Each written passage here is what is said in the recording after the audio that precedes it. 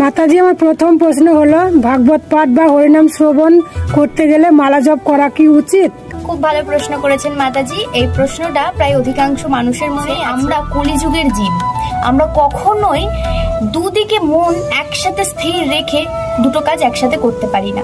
আমরা ভগবানের নাম সংকীর্তন শুনতে গেছি, ভাগবত পাঠ শ্রবণ করতে গেছি, শ্রবণ করার মাধ্যমে কিন্তু আমাদের ভেতরে ভক্তির উদয় হবে, নতুবা নয়। তো আমরা যেখানে ভাগবত পাঠ শ্রবণ করতে গেছি সেখানে গিয়ে আমরা ভাগবত পাঠটাই অবশ্যই শ্রবণ করব, কারণ আমরা ভগবানের নাম সংকীর্তন শ্রবণ করছি। সেখানে যদি আমরা একাগ্রতার সাথে শ্রবণ না করি তাহলে কিন্তু পাপ হচ্ছে। যদি ভাগবত পাঠ শ্রবণ করতে করতে আমরা সঙ্গে নাম জপও করি তাহলে নাম জপটা নিশ্চয়ই একাগ্রতার সাথে মন দিতে পারছি। নাম জপ করার সাথে সাথে ভাগবত পাঠ শ্রবণ করা সম্ভব নয়, আর সেটা করা উচিত নয়।